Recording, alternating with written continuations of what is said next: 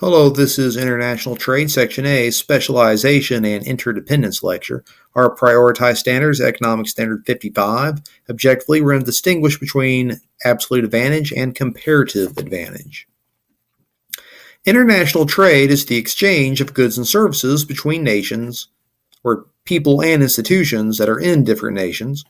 Since the quantity and quality of productive resources available in different nations vary widely, international trade promotes greater specialization, which increases total world output. Meaning, since some parts of the world have things that other parts of the world do not have, you can specialize in what things you do produce and then let the other parts of the world produce some of those other things. And therefore, everyone has more things and therefore is the better for it. Without international trade, a nation can consume only the goods and services that it provides for itself. So if we didn't have international trade, well, that would probably mean if we didn't trade with this part of the world, goodbye coffee, because we do not really produce a lot of coffee within the United States.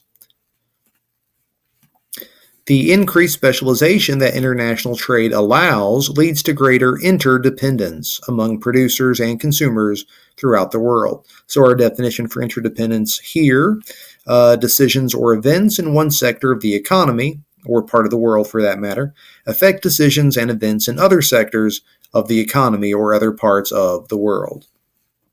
So an example we can use here, decisions in the Middle East to cut production of oil, so like Middle East, that's this part of the world here.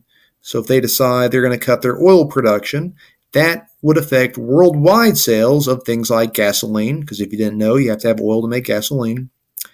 Automobiles, because believe it or not, automobiles actually run on gasoline and oil, and yeah, can't do without that.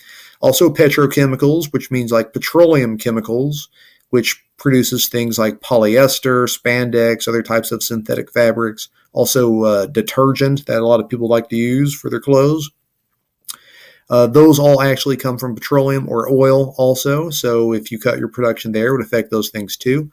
And also any goods with any plastic. If you didn't know, you actually need oil to make plastic. So if they cut production of oil, it would make plastic more expensive also. So that basically means everything. Now, economic conditions and policies in one nation increasingly affect economic conditions in other nations. So problems of inflation and unemployment can actually be transmitted between countries through flows of trade and money. So recessions can be easily brought to previously unaffected countries through international trade. So when we had our most recent recession, it actually trickled to China. They weren't having a recession before, but they had one because Americans didn't have money and therefore couldn't buy their cheap plastic junk anymore. The labor productivity of a nation affects its international competitiveness. So when a nation's productivity increases, it actually helps make them more competitive with its trade partners. So if you notice on this, United States of America from 1950 to 2000 actually saw an increase of our productivity. Now, when a nation's competitiveness increases, more wealth can actually be generated, therefore creating better living conditions for its people. So over that time period, we were going up. Some other parts of the world were actually going down or staying pretty constant. Now, since we live in an increasingly global economy where what is done in one nation affects the rest of the world, economic issues must be analyzed by examining trends in trading levels, investments, foreign exchange values, and changes in public policies that are affecting those sectors. Now, productive resources are distributed unevenly around the world, which gives rise to differences in opportunity cost that make it desirable to specialize and trade. So, absolute advantage. This is when a nation can produce a product with a greater efficiency than can its partner in trade. So if the United States has greater efficiency than Brazil in raising cattle, then the United States has an absolute advantage in cattle production. If Brazil, on the other hand, has greater efficiency than the United States in coffee production, then Brazil has an absolute advantage in coffee production. So in this kind of situation takes place, if both want what the other produces more efficiently, then trade becomes very easy. So the U.S. can say, hey, we'll give you some cows, you give us some of that coffee. So that becomes an easier trade when that happens. Now, I should point out, while it is possible for one nation to have multiple absolute advantages over its partner in trade, like in this example, Tom actually has an absolute advantage here in both grapes and nuts. But the existence of an absolute advantage does not actually mean that the nation with the absolute advantage will produce everything while the other nation produces nothing. Rather, this is going to be determined by identifying comparative advantage.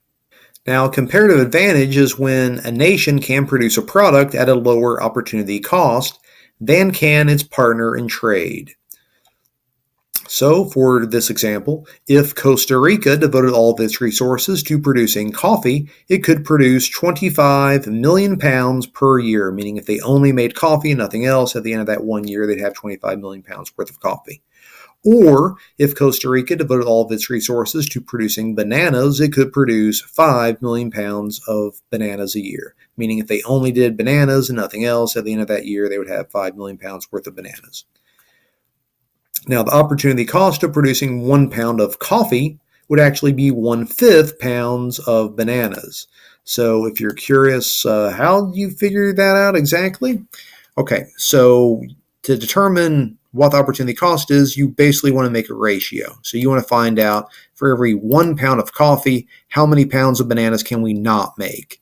So if we want to make this into a ratio, so basically what that means is I want to turn this into 1.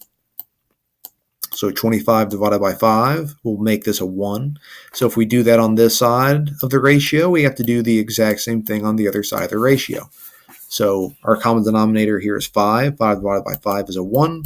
25 divided by 5 is going to be a 5. So that's where we determine our coffee to banana ratio.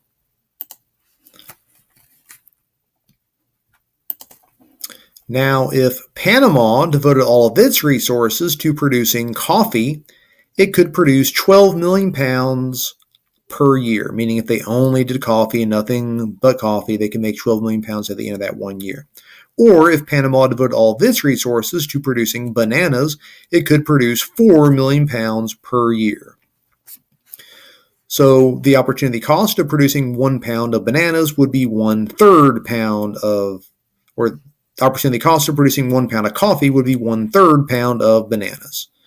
So again, you want to do a ratio. So turn your coffee into 1. So to do that, divide this by 12.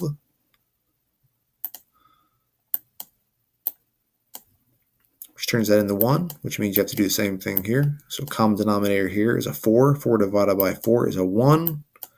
So 12 divided by 4 is a 3. So that's where you got the 1/3. Now the opportunity cost of producing 1 pound of bananas would be 3 pounds worth of coffee. So again, we calculate this in the exact same way we calculate all the other ones. So 4 divided by 4 will give you a 1. So 12 divided by 4 gives you a 3. So that's how we calculated that. So by comparing the opportunity cost of maximizing production in both countries, comparative advantage has determined who, in fact, should produce what. Now, don't forget, comparative advantage is different than opportunity cost. This isn't who produces more. This is who has a lower opportunity cost, who has sacrificed less. So 1 divided by 5 is 0.2. So this is a 0.3 repeating. So Costa Rica actually sacrifices less to produce coffee than Panama. So therefore, Costa Rica should do your coffee production. And Panama, they have sacrificed 3 pounds of coffee to make a pound of bananas, as where Costa Rica would sacrifice 5. So therefore, Panama should actually be the one that makes the bananas. So again, to recap, Costa Rica should produce coffee since it can produce it at a lower opportunity cost than Panama. And Panama should produce bananas since it can produce it at a lower opportunity cost than Costa Rica.